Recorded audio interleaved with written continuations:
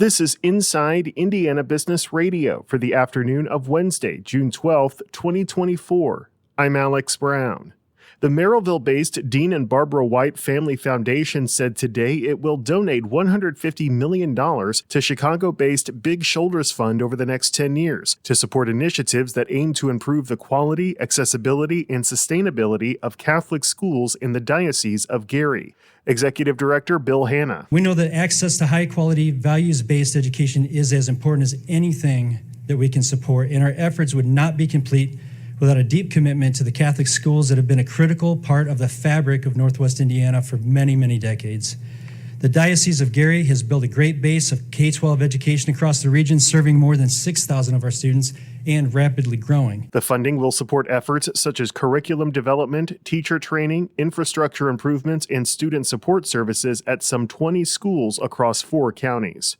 Indiana State University today announced Nathan Christensen as the university's next director of athletics. Christensen comes to the Terre Haute campus from South Dakota State University, where he served as Senior Associate Athletic Director of Development.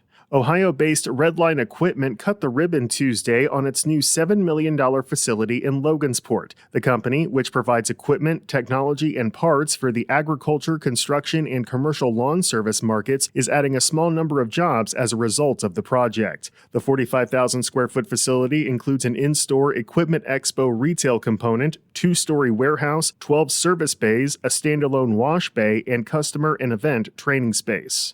From the number one source for Indiana business news, this is Inside Indiana Business Radio. IBJ Media, Inside Indiana Business, and the Indiana Economic Development Corporation invite you to the Engage Indiana series, presented by CareSource, Indiana University, and Old National Bank. With an unrelenting focus on growing Indiana's economy, we'll dive into each region's unique challenges and distinct opportunities for growth. 9 regions, 1 goal. Indiana's bold future starts here. Discover more and register at ibj.com/engage. The 5th Annual Midwest Travel Network Conference is set to be held in Shipshewana this week at the Blue Garden Inn and the Farmstead Inn and Conference Center. With the goal of connecting bloggers, journalists, travel writers, and influencers with tourism representatives, this is the first time the conference has come to Indiana. Co-founder Sarah Browers. In the Midwest, we did not have a place where tourism destinations and content creators could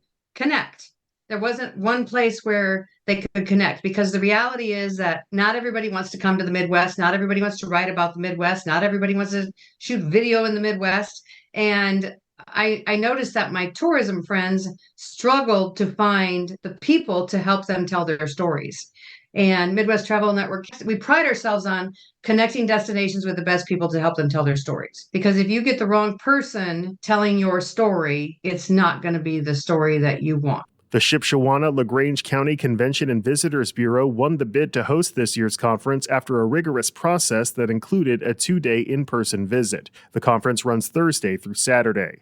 The Indiana Department of Transportation on Monday announced that it has committed $50 million for local municipalities to use toward highway safety improvement projects. Indiana cities, towns, and counties can apply for funds to install various safety measures on local roads, such as warning devices, signs or pavement markings, raised medians, curb extensions, crosswalks, and improved rail crossings. Municipalities need to apply between September 3rd and October 11th. The financial commitment reflects the department's efforts toward reducing fatal and serious injury crashes on state roadways by 25% over the next 10 years. Indiana traffic fatalities surged 17% from 2019 to 2022. That's according to data from the National Safety Council and mirrors the national rate. If you can't make it to Paris for the 2024 Summer Olympics, you can still get a piece of Paris in Indianapolis thanks to a special group of local welders. Ahead of the 2024 U.S. Olympic swim trials, the not-for-profit Latinas Welding Guild has built a 66-foot replica of the iconic Eiffel Tower on Georgia Street right next to the Indiana Convention Center in downtown Indy. The tower, which weighs close to 12 tons, is the result of more than 1,000 hours of work, according to Executive Director Consuelo Poland Lockhart. It's definitely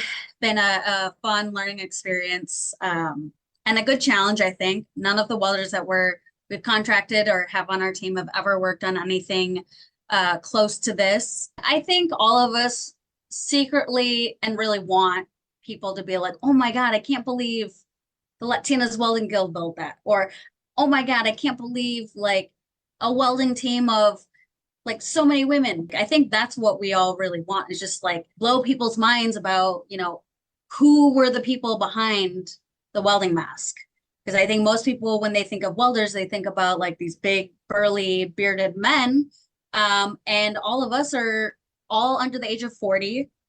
And we're all super proud to be working on this project. Like, I mean, it is truly like such a unique opportunity. The replica is now in place at the corner of Georgia Street and Capitol Avenue and will remain through the swim trials, which begin Saturday and run through June 23rd. Former Pacers Sports and Entertainment CEO Rick Fuson is this week's guest on the Business and Beyond podcast with Gary Dick, presented by PNC, a weekly conversation with high-profile Hoosiers in business, sports and entertainment, and beyond. Available now from your favorite podcast provider. I'm Alex Brown for Inside Indiana Business Radio.